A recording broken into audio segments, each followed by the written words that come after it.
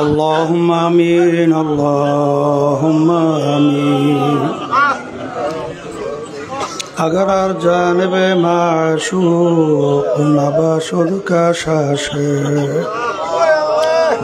तालिब आशिक बेचारा नरसद बजाए ओ माबूद गो एक फोटा पानी दिए बने आदम के बनाया এই দুনিয়াতে কয়েকদিন ঘুরাইয়া ফিরাইয়া আবার অন্ধকার কবরে নিয়া যাইবেন। এই দুনিয়াতে আর কাহাকেও থাকতে দিবেন না। ভাই বলি বন্ধুরে বলি কেউ তো আপন না। ভাবিয়া চিন্তা করিয়া দেখিলাম মাওলা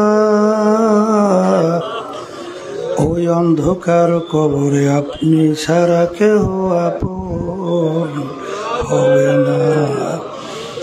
রব্বানা আতিনা ফিদ দুনিয়া হাসানাতাও ওয়া ফিল আখিরাতি হাসানা ওয়া কিনা আযাবান নার। رب ارحمهما كما ربياني صغيرا سبحان ربك رب العزة عما يصفون وسلام على المرسلين والحمد لله رب العالمين. وعليكم السلام ورحمة الله وبركاته.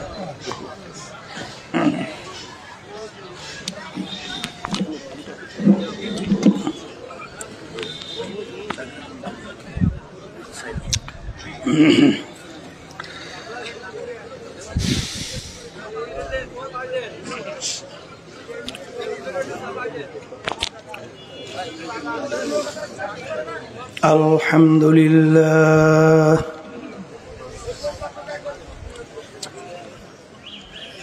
الحمد لله نحمده ونستعينه ونستغفره ونؤمن به ونتوكل عليه ونعوذ بالله من شرور أنفسنا من يهده الله فلا مضل له ومن يضلله فلا هادي له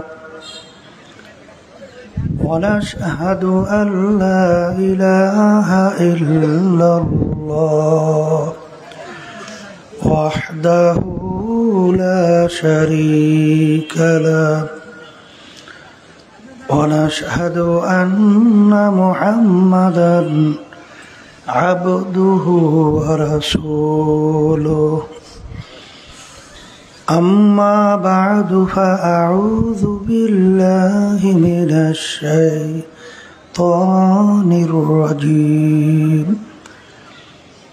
بسم الله الرحمن الرحيم يا أيها الذين آمنوا صلوا عليه وسلموا تسليما اللهم صل على سيدنا ونبينا شفيعنا وحبيبنا ومولانا محمد صلى الله عليه وعلى آله وصحبه وبارك وسلم. اللهم صل على سيدنا ونبينا شفيعنا وحبيبنا ومولانا محمد صلى الله عليه وعلى آله وصحبه وبارك وسلم. اللهم صل على سيدنا ونبينا شفيعنا وحبيبنا ومولانا محمد صلى الله عليه وعلى آله وأصحابه وبارك وسلم. أعوذ بالله من الشيطان الرجيم. بسم الله الرحمن الرحيم. فأما من ثقلت موازينه فهو في عيشة راضية وأما من خفت موازينه فأمه هاوية وما أدراك ما هي نار حامية. صدق الله العلي العظيم. শুকরিয়া আদায় করতেছি মহান রব্বুল আলামিনের দরবারে। রব্বুল আলামিন ফিতনা ফাসাদের যুগে দুনিয়ার সমস্ত কাজ থেকে বিরত রেখে উলামায়ে কেরামদের মজলিস, জাকিরিন, শাকিরিন, সাদিকিন, অনেক আল্লাহর খাস বান্দারা এই মজলিসের মধ্যে আছে, যাদের সঙ্গে আমাদেরকে একটা জীবনের সময় কাটাবার সুযোগ আল্লাহ করে দিচ্ছেন। শুকরিয়া তার সবাই বলি আলহামদুলিল্লাহ। অনেক লোকের কানে মাহফিলের দাওয়াত পৌঁছার পরে অনেকের সুযোগ থাকা সত্ত্বেও মাহফিলে আসে নাই। আবার তালাশ করলে দেখবেন বহু দূর থেকে কষ্ট স্বীকার করে আমার অনেক ভাইরা মাহফিলে পাগলের মতো সুইটা চলে আসছে। মান জাদ্দা ওয়াজাদা, যে যেই জিনিস পাওয়ার জন্য চেষ্টা করে ওই জিনিসে পাইয়াও যায়। আমার দাদাজান আব্বাজান চরবনের জমিনে ঘুমাইয়াস। আমার আব্বাজান বলতেন দিনী মাহফিলে প্রথম থেকে শেষ পর্যন্ত থাইকা বাড়ি বিদায় হয়ে চলে গেলে আমল নামার মধ্যে কম পক্ষে হলেও 50 লক্ষ নেকি এরকম জমা হতেই পারে না। নিয়াত যাদের সহি, আল্লাহকে রাজি খুশির উদ্দেশ্যে যারা আসছি, আল্লাহ রাব্বুল আলামিন তাদের আমল নামার মধ্যে লক্ষ লক্ষ নেকিও দান করবে। একটা নেকির মূল্য কত? আল্লাহ রসুল সাল্লাল্লাহু আলাইহি ওয়াসাল্লাম একটা নেকির মূল্য বুঝাতে যাইয়া অহুদ পাহাড়কে ইঙ্গিত করে বলছিলেন, পুরা পাহাড়টা যদি স্বর্ণের হয়ে যায় এর যত মূল্য হবে তুলনা ছাড়া একটা নেকির মূল্য অনেক বেশি। একটা নেকির প্রয়োজন কি? আল্লাহ রাব্বুল আলামিন কোরআনুল কারীমের ভিতরে বলছেন, ফামান ইয়ামাল মিসকালা যাররাতিন খায়রান ইয়ারাহ ওয়া মান ইয়ামাল মিসকালা যাররাতিন শাররান ইয়ারাহ। রব্বুল আলামিন বলছেন, যারা পরিমাণ তোমার যদি নেকি থাকে তার ফল তুমি ভোগ করতে পারবে, আর যারা পরিমাণ যদি গুনাহও থাকে তার ফলও তোমার ভোগ করা লাগবে। যারা কাকে বলে? একটা কাপড় ধুইয়া নিগড়াইয়া রোদের ভিতরে ঝাড়া দিলে লক্ষ লক্ষ রেণু রেণু দেখা যায়, ওই এক একটা রেণুকে বলা হয় যাররা। এই পরিমাণ গুনাহ থাকলেও তার ফল ভোগ করতে হবে। আমি বলছি না, আল্লাহ বলছে। এখন আমার ভাইদেরকে বলবো, পর্দালে মা বোনরা যারা শুনতেছেন, নেকি সংগ্রহের জায়গা কোথায়? বলেন দুনিয়াতে। বলেন বলেন কিয়ামতের ময়দানে একটা নেকের যদি ঠেকা বাজে, সারা কিয়ামতের ময়দানে ঘুরে একটা নেকি সংগ্রহ করা যাবে না? বলে কেন যাবে না? আল্লাহ রাব্বুল আলামিন কোরআনুল কারীমের ভিতরে কিয়ামতের ময়দানের অবস্থানটা কি হবে, কত ভয়াবহ হবে, এইটা বুঝাতে যাইয়া কোরআনুল কারীমের ভিতরে আল্লাহ বলছেন, ইয়াউমা ইয়াফিরুল মারউ মিন আখিহি ওয়া উম্মিহি ওয়া আবিহি ওয়া সাহিবাতিহি ওয়া বানিহি লিকুল্লি ইমরিইম মিনহুম ইয়াউমা ইযিন শা'নুন ইউগনি। আল্লাহ রাব্বুল আলামিন বলছেন কিয়ামতের ময়দান এত কঠিন হবে, মা পর্যন্ত সন্তানের পরিচয় না দিয়া সন্তান থেকে মা ভাইগে যাবে। মা কি করবে? ভাইগে যাবে। আমি বলছি না আল্লাহ বলছেন? তাহলে সন্তান থেকে মা যদি ভাগে, আচ্ছা বলেন তো মায়ের চেয়ে দ্বিতীয় আপন এর চেয়ে বেশি কে আছে? আছে? তাহলে মা যদি সন্তান থেকে ভাগে, তাহলে অন্য কারো কাছে যে নেকি সংগ্রহ করা বা নেকি পাওয়া আশা করাও তো একটা অবাস্তব কল্পনা। কথা ঠিক না বেটি? তাহলে সন্তান থেকে মা ভাগবে, তো ওই সময় যদি একটা নেকির ঠেকা বাজে, কিয়ামতের ময়দানে নেকি সংগ্রহ করা যায়? আর একটু আসতে বলে। আর আজকে যারা মাহফিলে আসছেন, নিয়াত যাদের সহি, একটা দুইটা না, আল্লাহ কবুল করলে লক্ষ লক্ষ নেকি আমল নামায় দান করবে। তা আমরা যারা মাহফিলে আসছি, জিতছি না ঠকছি? বলেন, মুখ খুলে বলেন জিতছি। আর যারা মাহফিলে আসে নাই, জিতছে না ঠকছে? এখন আপনার আমি তো বলছি জিতছি আর ঠকছি, কিন্তু এক শ্রেণীর মুসলমানের ঘরে জন্মগ্রহণ করিয়া আমাদের এই কথা শোনার পরে তারা কিন্তু মিসকি মিসকি হাসে, আবার টিটকারি মাইরা একজন আর একজনের গায়ের ভিতরে ঢইলে ঢইলে পড়ে। আবার এক শ্রেণীর আরেকটু বাইরা বলে হুজুর গাঁজাখুরি কথা। আবার আমাদেরকে আর এক দল বলতেছে আমরা নাকি ধর্মান্ধ, নাউজুবিল্লাহ। আবার আর এক শ্রেণী বর্তমানে বলতে চায় হুজুর এই দেশটা রেখাইছে। কি কথা বলেন না কেন? আছে না নাই? এই বাংলাদেশের সংখ্যা অভাব নাই। কথা ঠিক কিনা? আমি আমার ভাইদেরকে বলবো, কত বড় জুলুমের কথা। হুজুররা দেশটা কিভাবে খাইল? প্রেসিডেন্ট থেকে শুরু করে এলাকার চৌকিদার পর্যন্ত কোথায় হুজুররা দায়িত্ব পালন করে?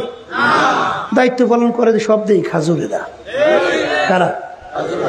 তা দেশ চালাইলো খাজুরেরা, দেশ বলে খায় হুজুরেরা। একটা অযৌক্তিক কথা না? দেশ যে কারা খাইছে এত আমরা পেপার পত্রিকা খুললেই দেখি। শুধু খায় নাই, খাইয়ে বরিশালে আমরা কই যোগাযোগ করছে।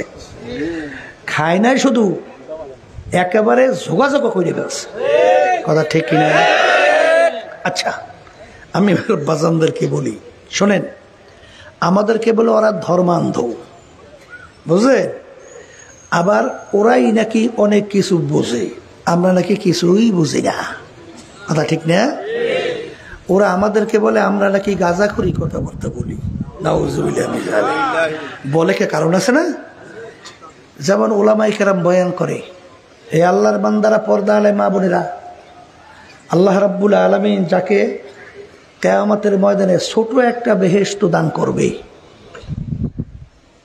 এই 10টা দুনিয়ার সমান। কয় দুনিয়ার? তাও আবার ছোট দেবে একজনকে। কি বুঝেন?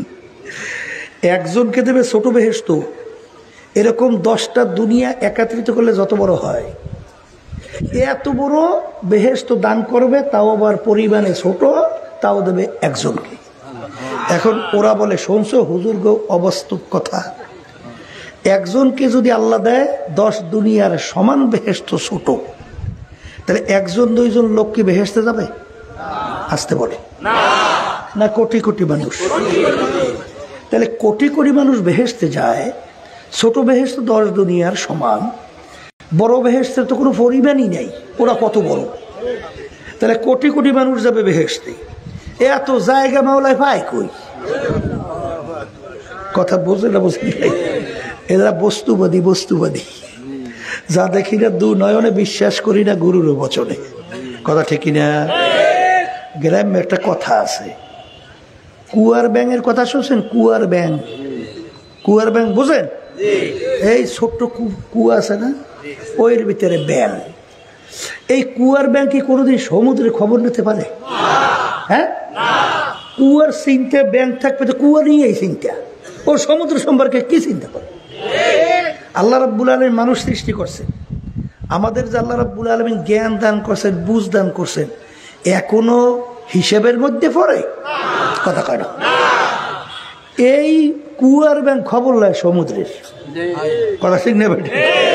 আচ্ছা শোনেন, বর্তমান যুগে আধুনিক যুগ, আলহামদুলিল্লাহ, এখন বৈজ্ঞানিকদের আবিষ্কারে আল্লাহর রহমতে জায়গা পাওয়া গেছে, মালিকের জায়গার বলে অভাবই নেই। হুজুর তাকাবো। শোনেন, কিছুদিন আগে আমেরিকার একটা গবেষণা কেন্দ্র আছে, নাম হয়েছে নাসা, মহাকাশ নিয়ে রিসার্চ করে। কথা বলছেন? এই নাসা মহাকাশ নিয়ে রিসার্চ করতে যাইয়া কিছুদিন আগে মহাকাশের মধ্যে একটা গর্তের সন্ধান পাইছে। কি সন্ধান? এই গর্তের নাম রাখছে কৃষ্ণ গহ্বর। কি গহ্বর? অন্ধকার গুহা। সেই গর্তের মুখটা কতটুকু শুনবেন না? কথা কয় না। এই বৈজ্ঞানিকরা আবিষ্কার করে বলতেছে, আমরা যে সূর্যটা দেখতেছি, এই সূর্যটা নাকি দুনিয়ার থেকে 13 লক্ষ গুণ বড়। কত লক্ষ? এখানে বৈজ্ঞানিকদের কথা। কথা ঠিক কিনা? আচ্ছা, ওই যে গর্তের সন্ধান পাওয়া গেছে, ওই গর্তের মুখটা কত বড়? বৈজ্ঞানিকরা বলতেছে এরকম 30,000 কোটি সূর্য। কত হাজার? এরকম 30,000 কোটি সূর্য একত্রিত করলে যত বড় হবে, একসঙ্গে গর্তের মুখের ভিতরে ঢুকাই দেওয়া যাইবে। এখন আপনার জ্ঞান তো বহুত, এখন বলেন তো গর্তের মুখটা কতটুকু? কুয়ার ব্যাঙ খবর নাই সমুদ্রের। কথা ঠিক না বেটি? ওর জ্ঞান কতটুকু? এখন বৈজ্ঞানিকরা বলতেছে এরকম 30,000 কোটি সূর্য একসঙ্গে গর্তের মুখে ঢুকাই দেওয়া যায়। এও নাকি ছোট ছোট গর্ত, এর চেয়েও নাকি বড় বড় গর্তের সন্ধান পাওয়া যায়। এখন আমার মালিক যদি ঘোষণা করতেন, যাকে ছোট বেহেশত দান করব 100 দুনিয়ার সমান, মালিকের জায়গার অভাব আছে? আর একটু আসতে বলে আছে। ওরা বলে বস্তুবাদী, যা দেখে না তা বলে বিশ্বাস করে না। কথা ঠিক না? ওরে কপাল পোড়ার জাত, দেখো না, বিশ্বাস করো না। যদি প্রশ্ন করি তুমি কি জ্যান্ত মানুষ না মরা, ও বলবে আমি জ্যান্ত। জ্যান্ত মানে করবি তার রূহ আছে না নাই? আমি যদি প্রশ্ন করি ভাই বলো তো তুমি জ্যান্ত মানুষ, তোমার ভিতরে রূহ আছো, তুমি স্বীকার করছো, তাহলে বলো তো তোমার রূহটা কালা না নীলা না লাল না চ্যাপটা না মোটা না গোল না লম্বা না পুতা? একটু বলো তো বিবরণ। কি বলবে?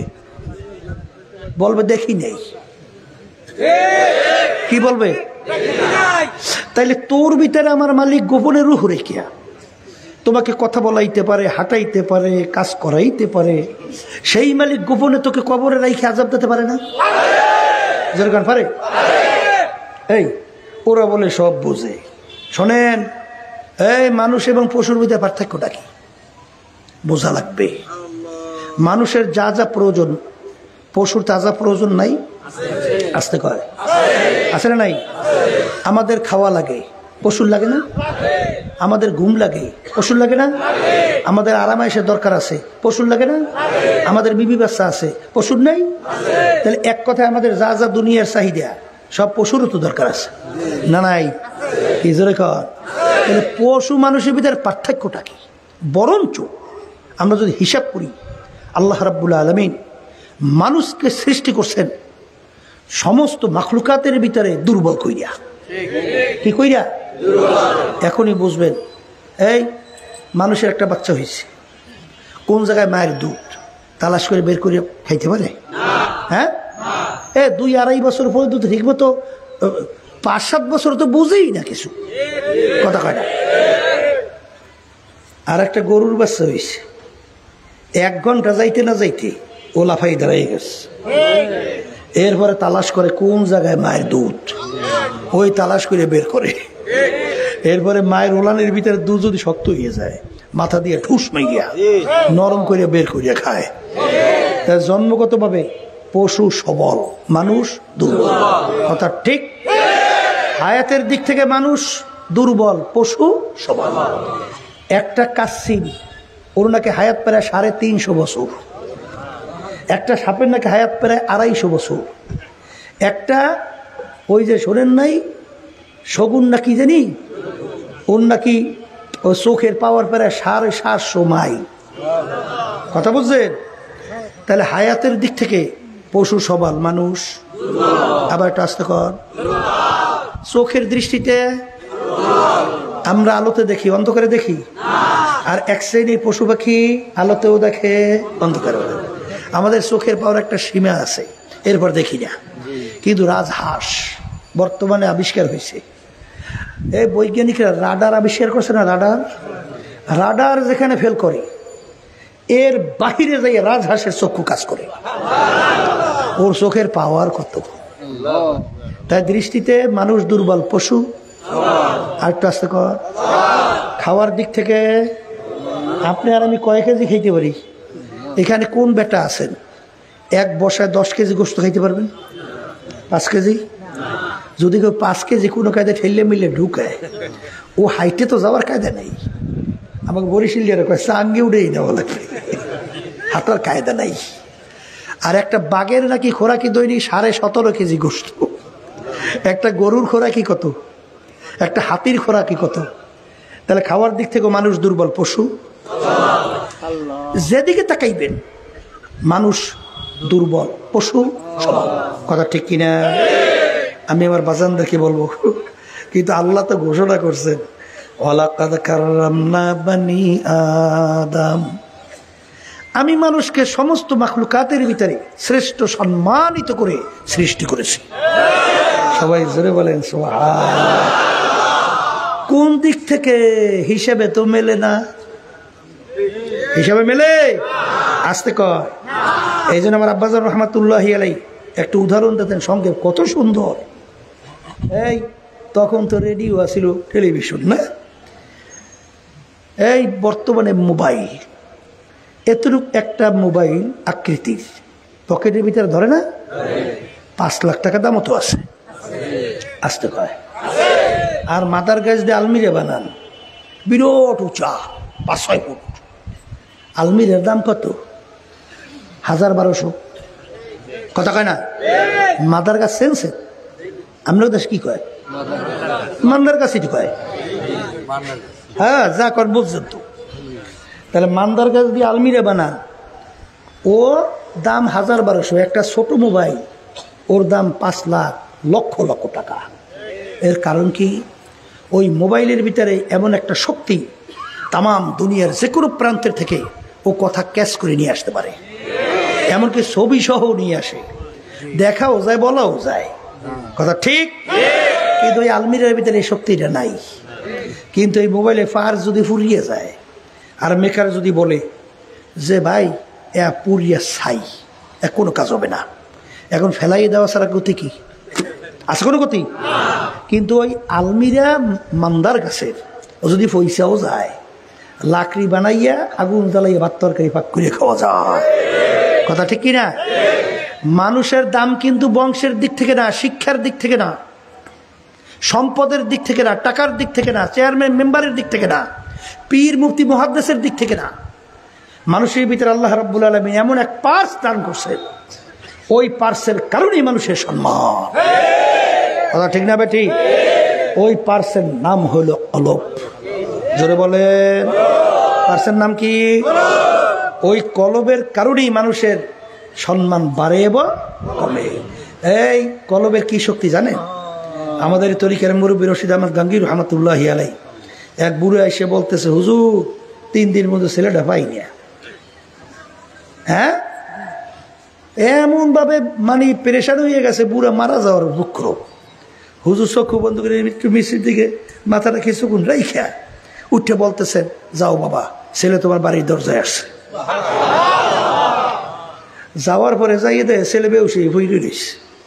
কি বাবা, হুশ হওয়ার পরে গেছালা কোথায়? একটা জিন আব্বা আমাকে উড়াই নিয়ে দ্বীপের ভিতরে ফেলাই রাখছে। গাছ নাই, বাড়ি নেই, কোনো ঘর নাই, পানি নেই। আমার রুহু বের হবে হবে, হঠাৎ দেখি কুতুবুল আলম রশিদ আহমদ গাঙ্গী রহমতুল্লাহি আলাই আমার পাশে এসে দাঁড়াইয়ে গেছে। বলতেছেন কি করো? হাত ধরছে, বলতে পারি না কি হয়েছে। ওমর ফারুক রাদিয়াল্লাহু তাআলা আনহু মেম্বারে খুতবা দিতেছিলেন। সারিয়া রাদিয়াল্লাহু তাআলা আনহু প্রায় 200-250 কিলোমিটার দূরে যুদ্ধ করে। কয় কিলোমিটার? 200-250 কিলোমিটার দূরে খুতবার ভিতরে বলতেছে, সারিয়া পাহাড়ের দিকে তাকাও। কি রে ব্যাপার? এই নামাজ শেষে বলে আমিরুল মুমিনিন খুতবার ভিতরে সারিয়া রাদিয়াল্লাহু তাআলা কথা কি বলে? বলে আমি দেখতেছিলাম সারিয়া যুদ্ধ করতেছে, পিছনে পাহাড়, তাদের কোনো খেয়াল নাই, পিছন থেকে শত্রুরা প্রস্তুতি গ্রহণ করছে তাদের উপরে আক্রমণ করবে। তখন আমি তাকে জানাইয়া দিছি পাহাড়ের দিকে তাকাও। কোথায় রয়েছে সারিয়া রাদিয়াল্লাহু তাআলা দলবল, আর কোথায় রয়েছে আমিরুল মুমিনিন? যখন নাকি সারিয়া রাদিয়াল্লাহু তাআলা দলবল সহ কি করছেন? বিজয় লাভ করছেন। এখন লোকজন কৌতূহল, তারা জানার জন্য পথে আগাইয়া অপেক্ষা করতেছে। সারিয়া রাদিয়াল্লাহু তাআলা জিজ্ঞাসা করেন, ভাই অমুক দিন জুমার সময় তুমি আমিরুল মুমিনিন তার কোনো নির্দেশ পাইছো? কলে হ্যাঁ পাইছি। কি পাইছি? কলে আমাকে বলতেছিলেন আমিরুল মুমিনিন সারিয়া পাহাড়ের দিকে তাকাও। আমি যদি না তাকাইতাম পিছন থেকে আমাদের আক্রমণ করে সম্পূর্ণ ধ্বংস করে ফেলতো। কোথায় রয়েছে আমিরুল মুমিনিন আর কোথায় কি? শক্তি কেমন? শোনেন, আসলে আমরা তো নিজেদের পরিচয় ভুলে যাওয়ার কারণে আজকে একটা পিপিলিকা পর্যন্ত আপনাকে আমাকে সম্মান করে না। কথা ঠিক কিনা?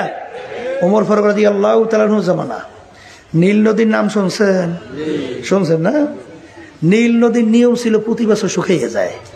একটা যুবতী সুন্দরী মেয়েকে যদি নীল নদীর ভিতরে বলি দেওয়া হইতো, বলি বোঝেন তো, তাইলে পানি আসতো। আর ওই পানি এত গুরুত্বপূর্ণ, ওই পানি খাইয়া এলাকার লোক বাঁচে, আর পানি দিয়ে ফসল হয়, ফসল খাইয়ে মানুষ বাঁচে।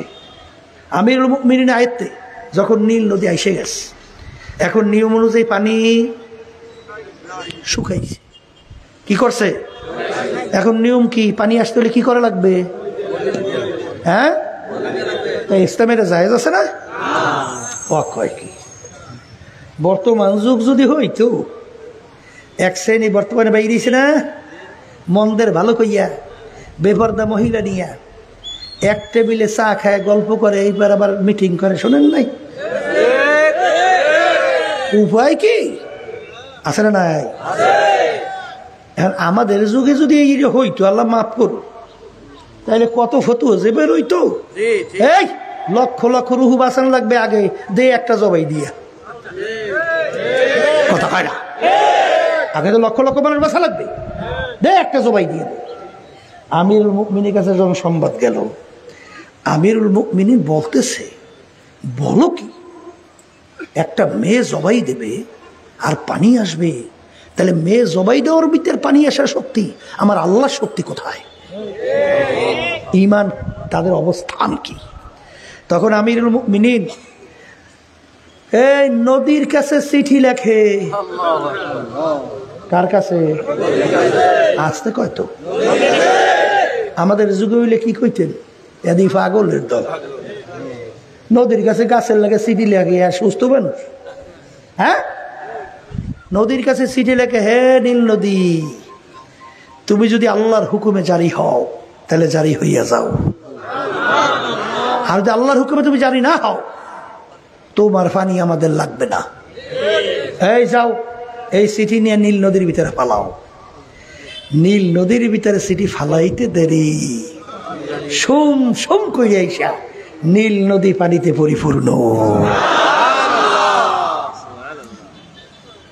বোঝেন না কিছু? হ্যাঁ, এই জন্য আমার বাজানদেরকে বলবো, শোনেন, কলব ভালো করা লাগবে, আর এই সম্মান ভিত্তি কলবের উপরে নির্ভর করিয়া। কথা ঠিক কিনা? বলে তা কেমন? ওমর ফারুক রাদিয়াল্লাহু তাআলা আনহু নাম শুনছেন না? প্রথম অবস্থায় কোন কায়দায় আসিল? কাফেরদের অন্তর্ভুক্ত, ঠিক না? এত বড় জঘন্য কাফেরদের ভিতরে মিটিং হইতেছিল। আল্লাহ রাসূল সাল্লাল্লাহু আলাইহি ওয়াসাল্লামের মাথা মুবারক কে কাইটে নিয়ে আসতে পারে বলেন? নাউযুবিল্লাহ। তাকে 100 লাখ পুরস্কার দেওয়া হবে, কেউ সাহস পায় না। ওমর ফারুক রাদিয়াল্লাহু তাআলা আনহু খাপ থেকে তরবারি বের করে লাফাইয়া দাঁড়ায় গেছিল, আমি পারবো। নাউযুবিল্লাহ।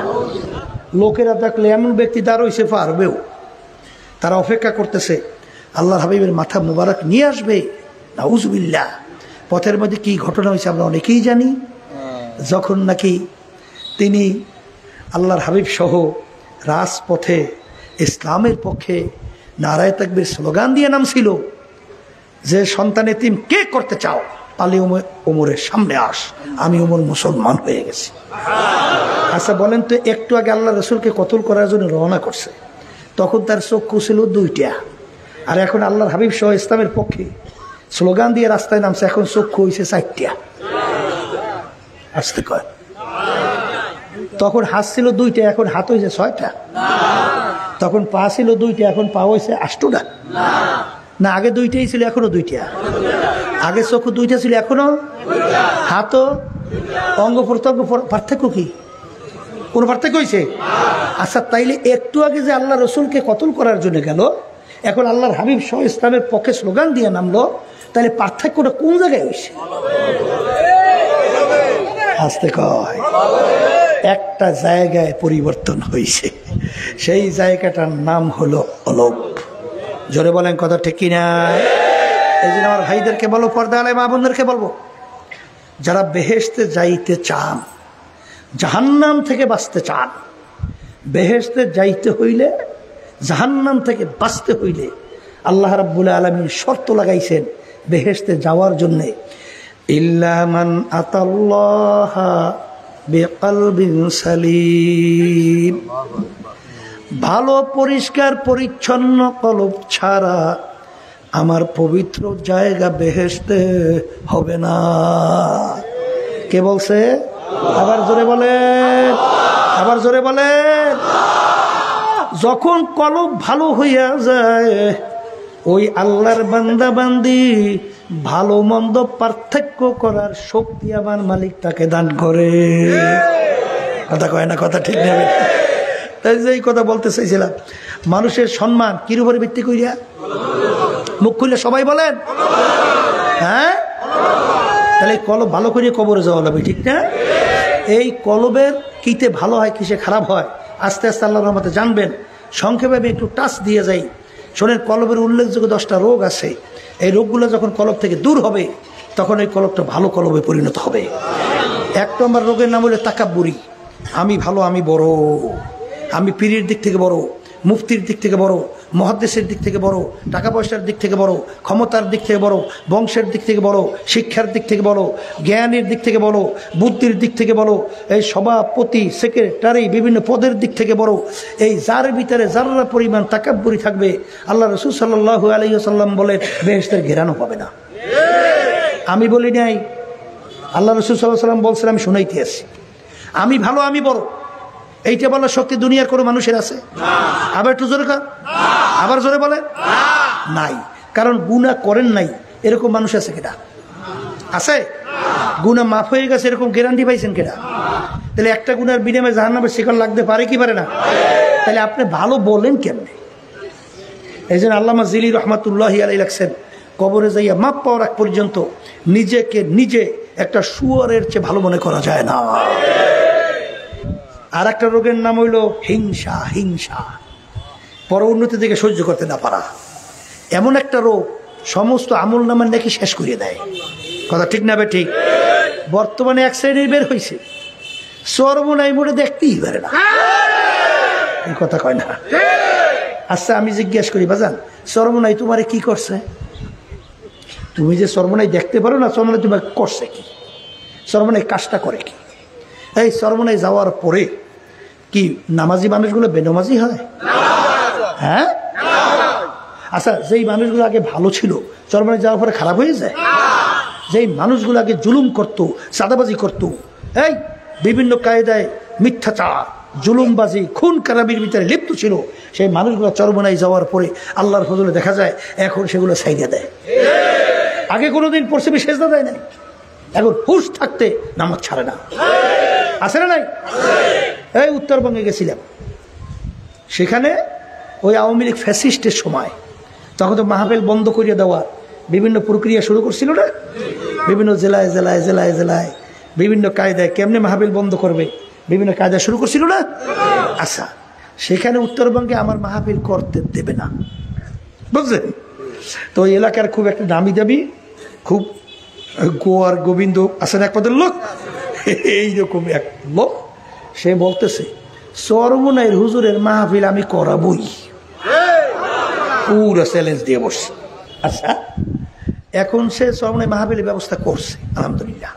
তা আমার আগে সে আলোচনা করতেছে স্টেজে, বলে চরমনাই কি এই জিনিসটা বুঝাইতে যাইয়া সে বলতেছে, ভাই আমার জীবনে আমি কোনোদিন পশ্চিমে সেজদা দেই নেই, চরমনাইয়ের মাঠে যাওয়ার পরে আমার জীবনে প্রথম পশ্চিমে সেজদা দিছি।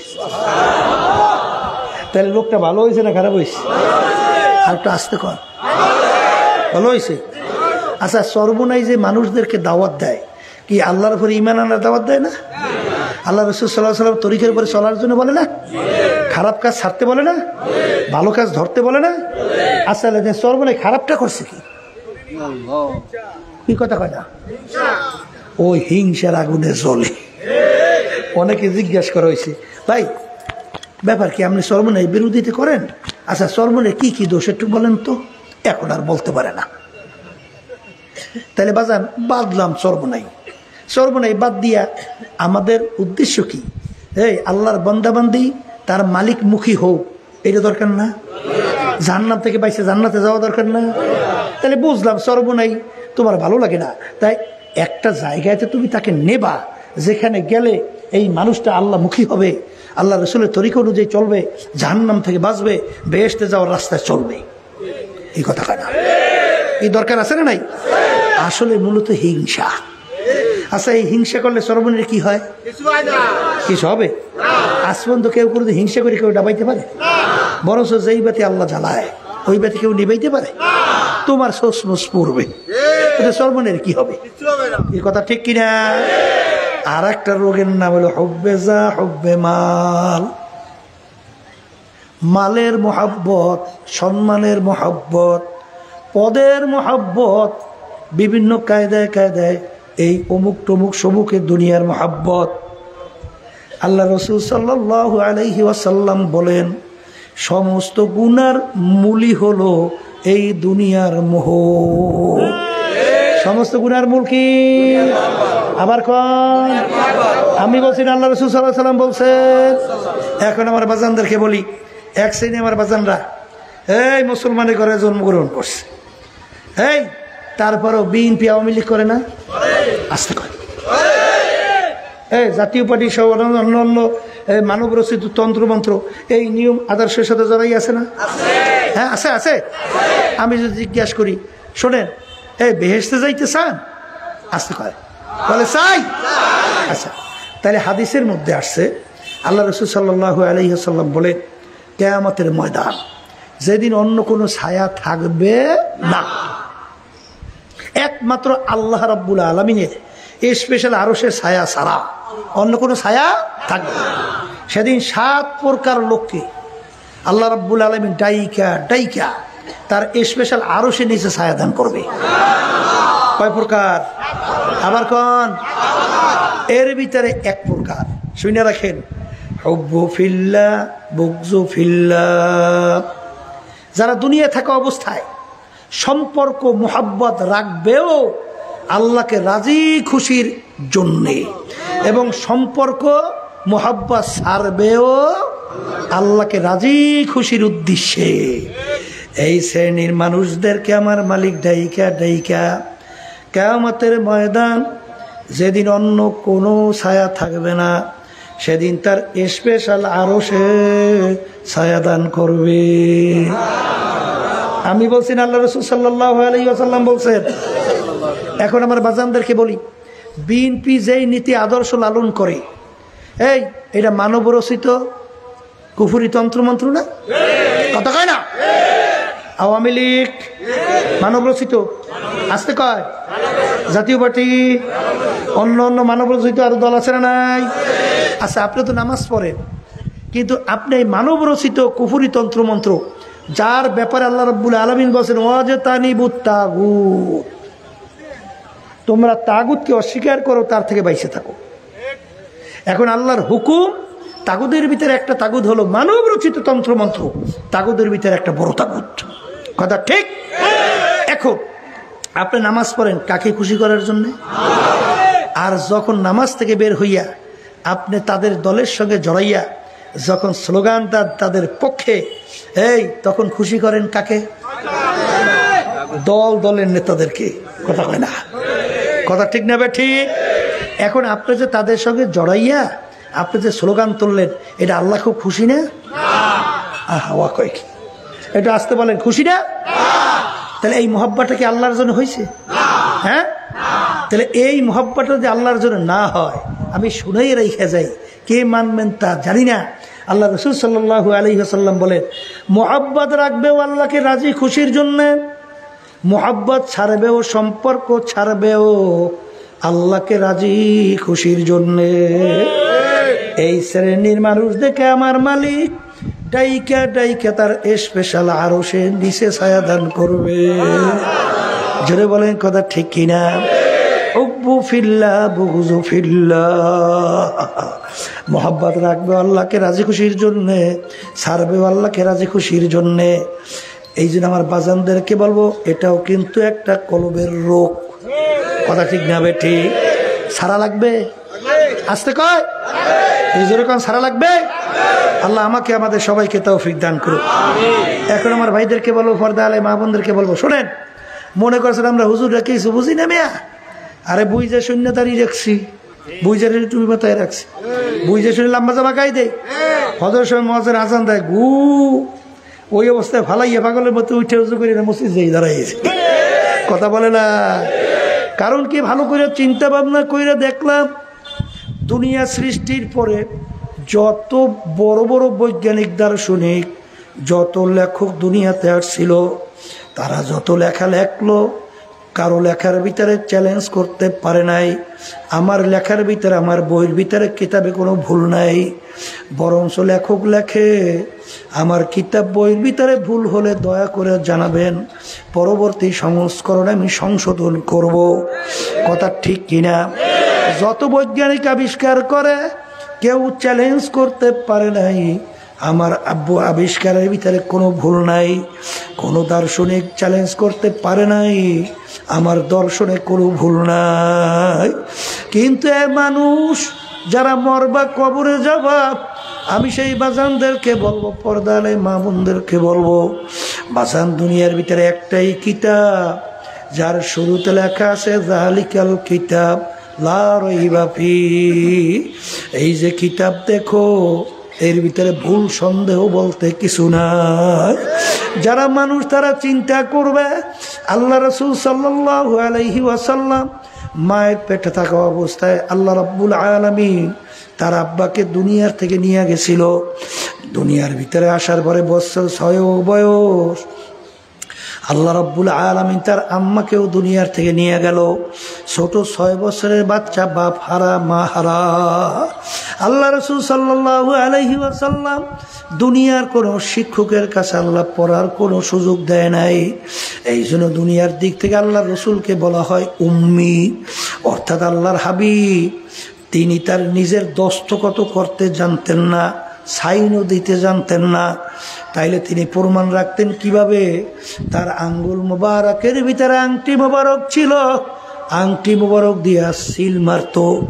এই উম্মি আল্লাহর হাবিবের উপরে ছোট চটি বইনা 30 পারা কোরআনুল কারীম নাযিল হলো।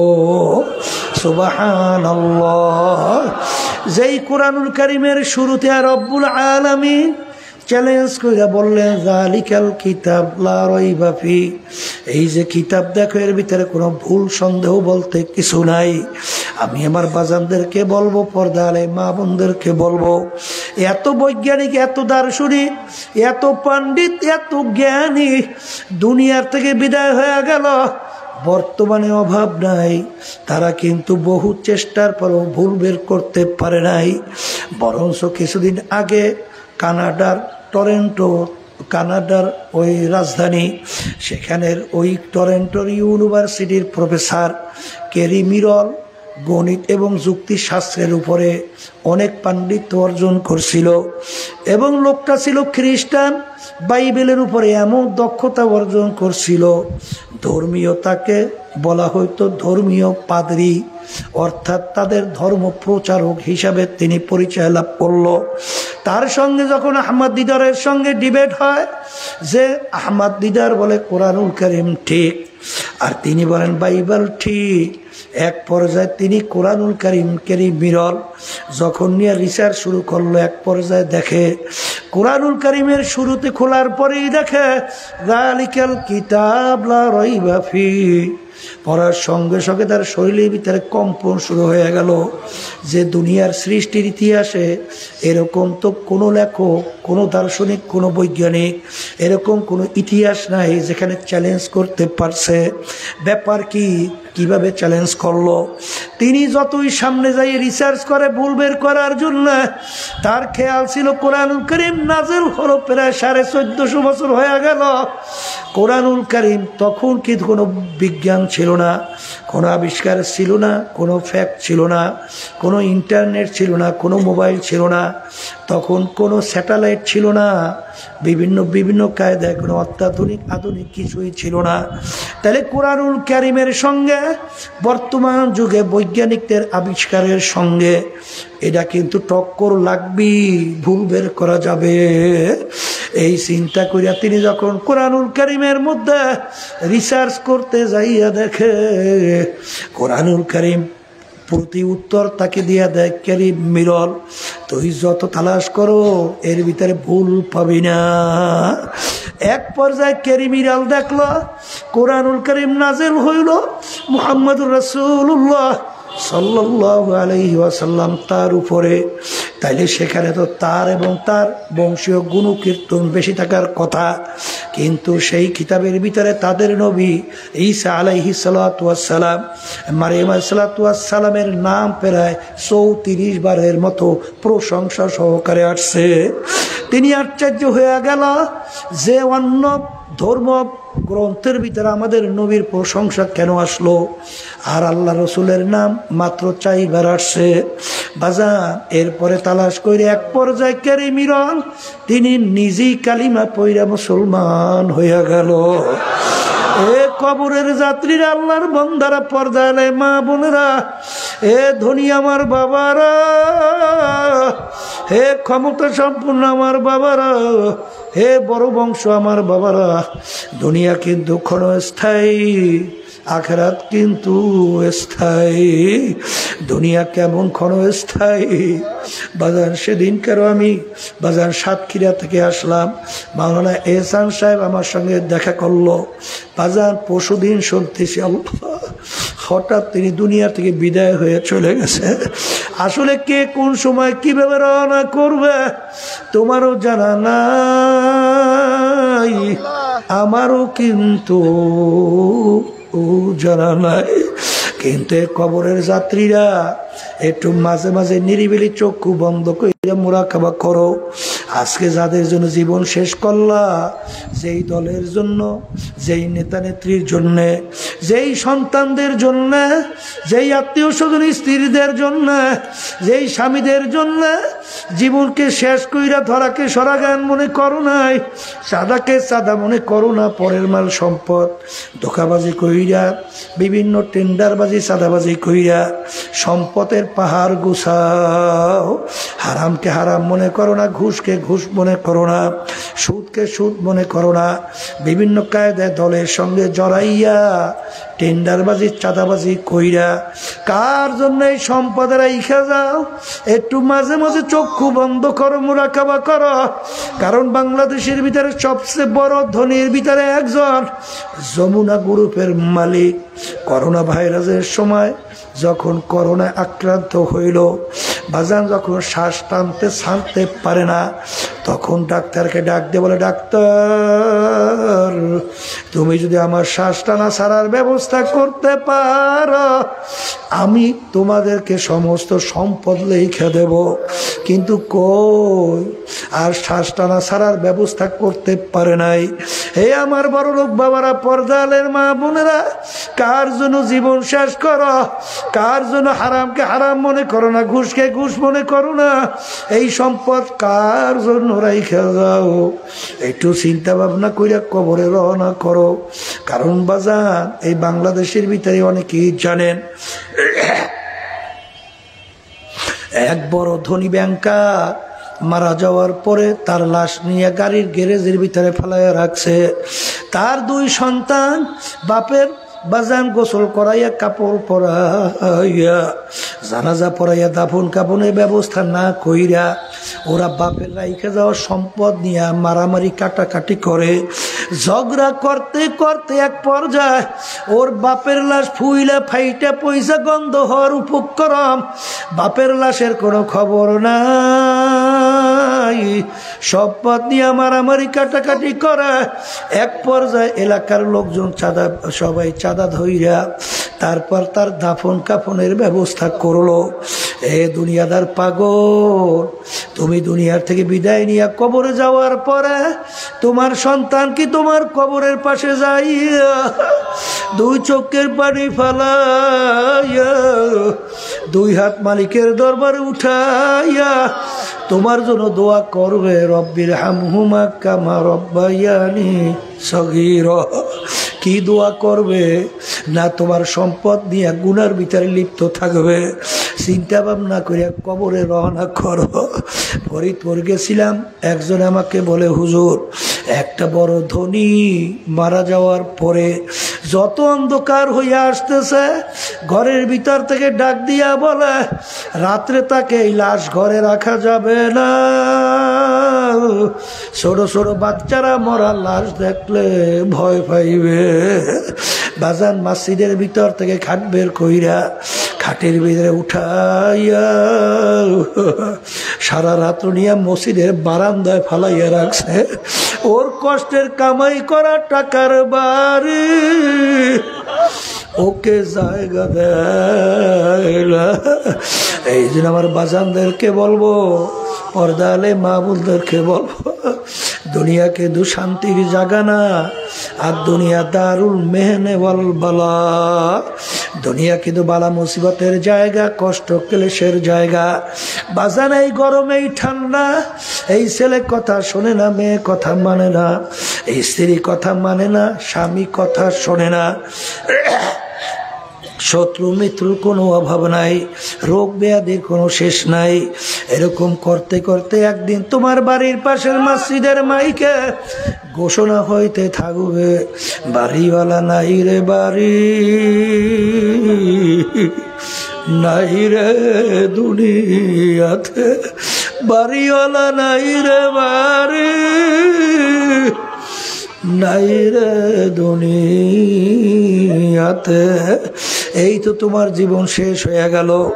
এই যে আমার বাজানদেরকে বলবো, দুনিয়ায় শান্তি চাইলে কেউ কোনোদিন পায় নাই, কেউ কোনোদিন পাবে না।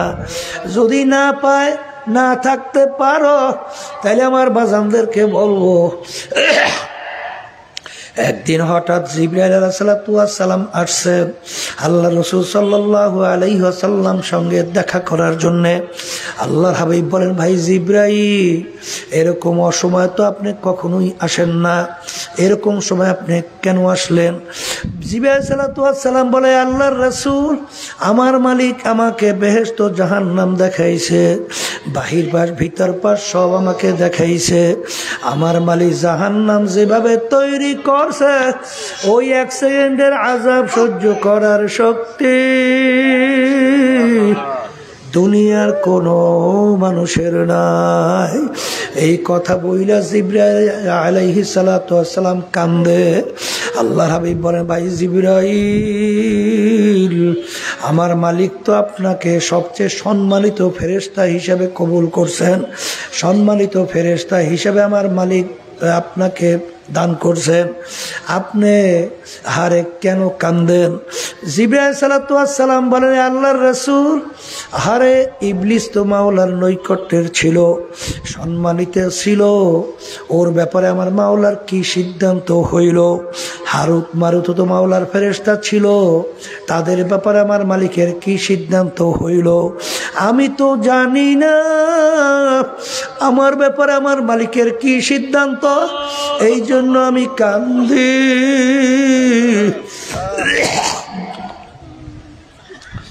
আল্লাহু আল্লাহ। এই অবস্থা দেখার পর আল্লাহ রাসূল সাল্লাল্লাহু আলাইহি ওয়াসাল্লাম তিনিও কান্দে। জিবরাইল সালাতু ওয়াস সালাম যাওয়ার পরে আল্লাহ রাসূল সাল্লাল্লাহু আলাইহি ওয়াসাল্লাম মসজিদে নববীর ভিতরে ঢুকলেন।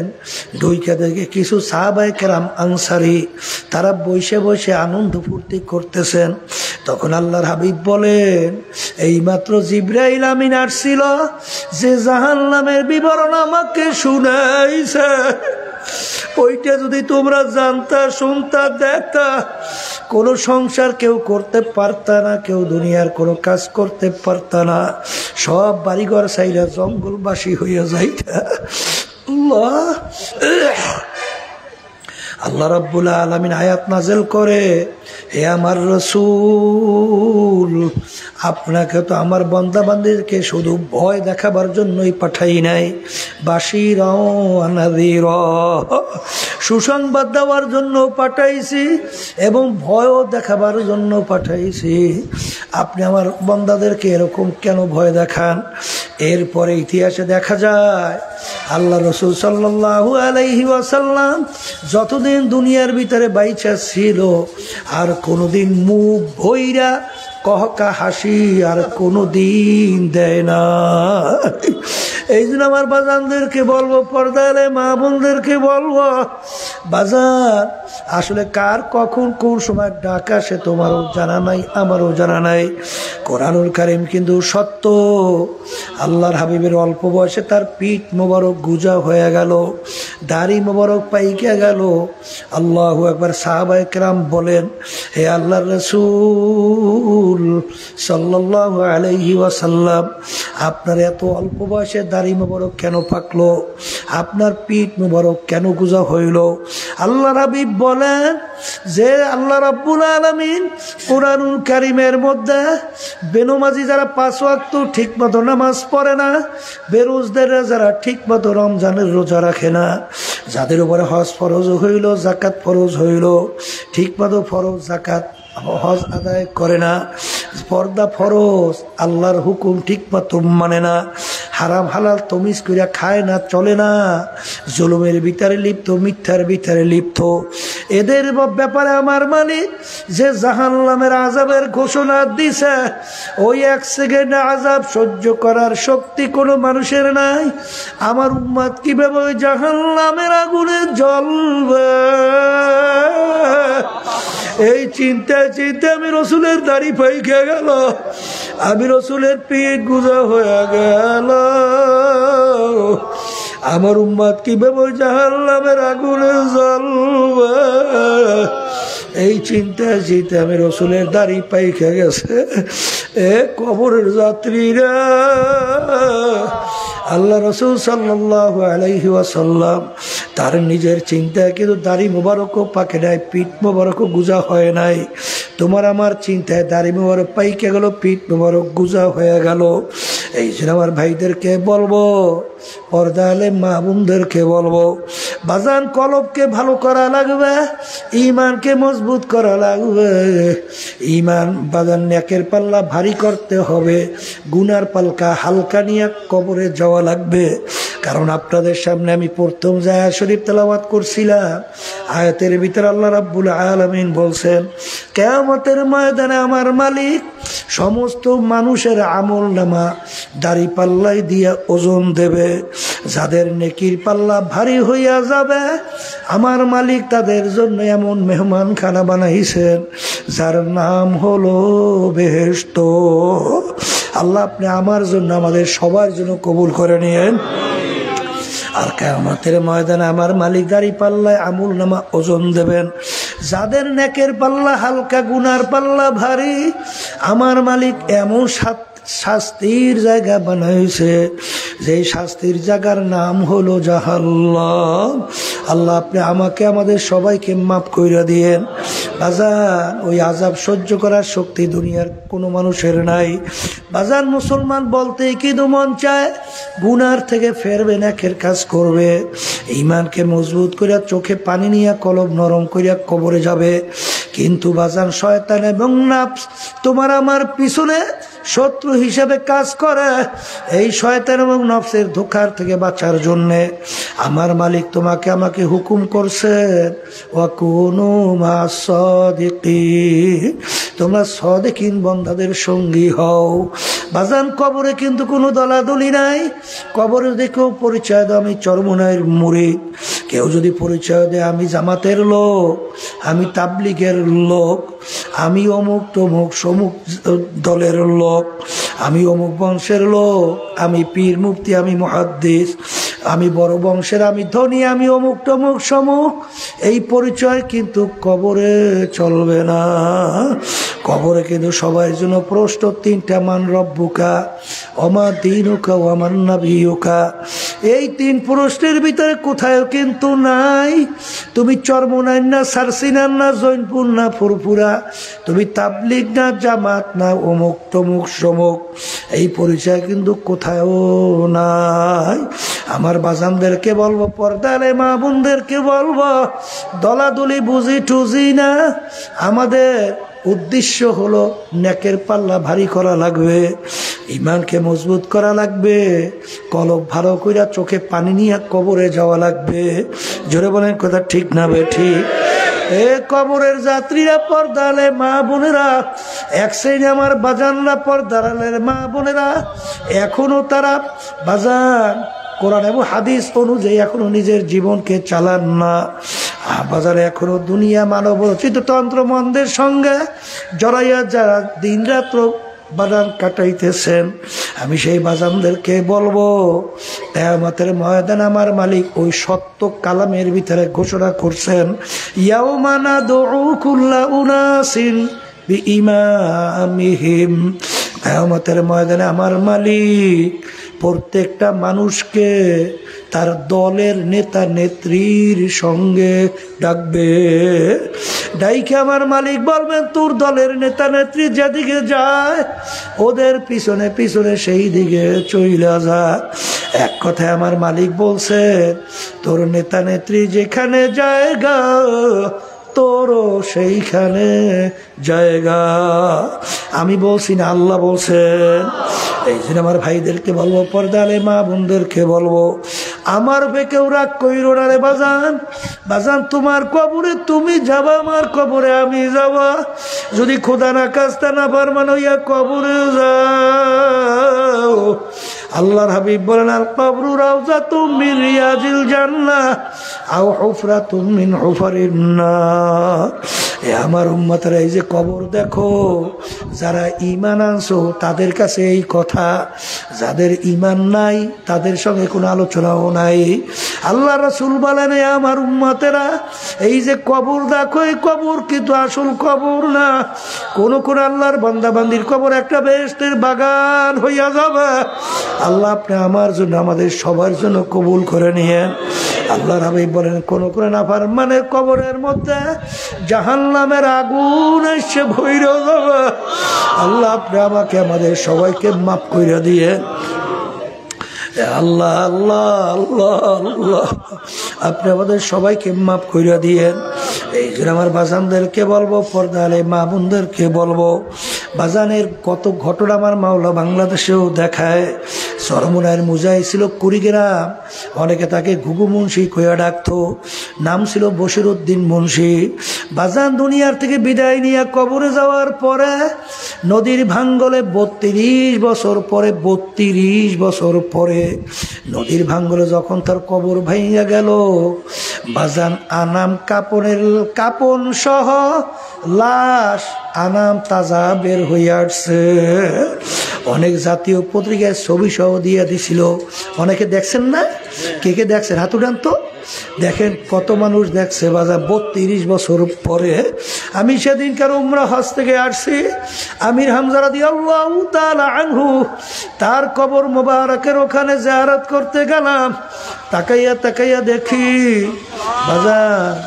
বাজান শাহাদত বরণ করার 50 বছর পরে তার লাশ মোবারক বের হইয়া গেছিল, একেবারে দিব্যি তাজা, মনে হয় এখন ঘুমাইয়া রইছে।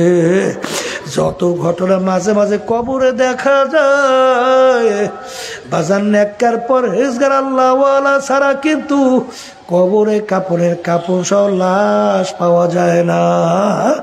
আবার কত কবরে আগুন দেখা যায়, সাপ দেখা যায়, কত নাফরমানের চেহারা শুয়ারের চেহারা হয়ে পইরা আছে। বাজান কত নাফরমানের জিহ্বা টাইনা নাভিস্থল পর্যন্ত ঝুলাইয়া রাখছে। যত দুর্ঘটনা কবরে মাঝে মাঝে দেখা যায়, বেনমাজি, হারামখোর, সুদখোর, ঘুষখোর, জুলুমবাজ, মিথ্যাবাজ সারা কিন্তু দেখা যায় না। এই জন্য আমার বাজানদেরকে বলবো, পর্দার মা বোনদেরকে বলবো, আমাদেরকে মালিক যখন মা বলে নিয়ে আসছেন, মালিক বড় দয়ার মাওলা, বড় মায়ার মাওলা। যদি মাপ চাওয়ার মতো চাইতে পারো, আমার মালিক দয়ার, এত দয়ার মালিক, পাহাড় পরিমাণ যদি তুমি গুনাহ কইরা থাকো, আমার মালিক গুনাহ মাফ করবেন। শুধু তাই না, এমনকি তোমার গুনাহকে আমার মালিক নেকের দ্বারা পরিবর্তন কইরা দিবে। এই জন্য আমার ভাইদেরকে বলবো, পর্দার মা বোনদেরকে বলবো, আমি আপনাদের জন্য দোয়া করি, আমিও দোয়া চাই। মালিক যেন আমাদের সবাইকে কালবে সালিম নিয়া, ইমানকে মজবুত কইরা, চোখে পানি নিয়া, কলব নরম কইরা, আল্লাহর হুকুম নবীর তরিকা অনুযায়ী চইরা, তারপর দুনিয়া থেকে বিদায় নিয়া কবরে যার তৌফিক দান করে। আল্লাহুম্মা আমিন। ঘরের মেয়ে লোকেরা হাত উঠা, গুনার কথা মনে করো, দু চোখের পানি ফালাও, আমার মালিকের দরবারে কান্দ আর মাপ চাও। যদি কান্না না আসে, মন কি বোঝরে একদিন এই ঘরের দরজা দিয়ে নতুন বউ হইয়া উঠছিল রে মন। কত মেয়ে লোকে শরবত খাওয়াইলো, কত মেয়ে লোকে বাতাস করলো। আবার এমন একটা দিন আসবে, এই ঘরের দরজা দিয়া মরা লাশ হইয়া বের হবা। ছেলে কানবে মামা করে, মেয়ে কানবে মামা করে, জবাব তো আর দিবা না। এ আল্লাহ, ইয়া আল্লাহ, আপনি মাঠের দিকে চাইয়া দেখে আপনার বন্দারা কিভাবে কান্দে। মালিক আমাদের ছেলেও মরে নাই, মেয়েও মরে নাই, গুনাহ করে বসছি রে, মাফ করে দেন গো মাওলা, মাফ করে দেন। আল্লাহর বান্দারা জোর করিয়া কান্দেন, জোর করিয়া কান্দেন।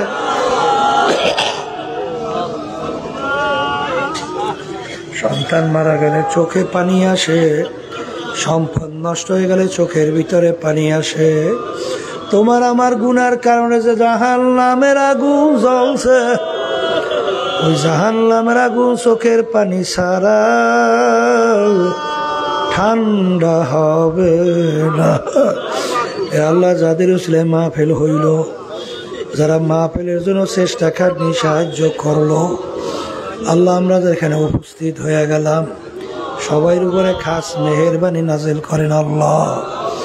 আল্লাহ আমাদের আম্মা আব্বা আত্মীয় স্বজন যারা কবরে শুইয়া রয়েছে, সবার কবরকে বেহেশতের বাগান বানায়া দেন। আল্লাহ আমাদের কাছে হককে হক হিসেবে প্রকাশ করে দেন। বাতিলকে বাতিল হিসাবে প্রকাশ করে দেন, আমাদের সবাইকে হকের পক্ষে থাকার তৌফিক দান করেন। আল্লাহ ফিলিস্তিনের মুসলমানদেরকে আপনি হেফাজত করেন, ফিলিস্তিনের মুসলমানদেরকে আপনি বিজয় দান করেন। আল্লাহ জালেম ইহুদি এবং ওদের যারা সহযোগিতা করতেছে ওদের নসিবে হেদায়েত থাকলে হেদায়েত দেন, নাহলে আপনি ওদেরকে ধ্বংস করে দেন। সুবহানা রাব্বিকা রাব্বিল ইজ্জাতি আম্মা ইয়াসিফুন ওয়া সালামুন আলাল মুরসালিন ওয়ালহামদুলিল্লাহি রাব্বিল আলামিন। কেউ উঠেন না।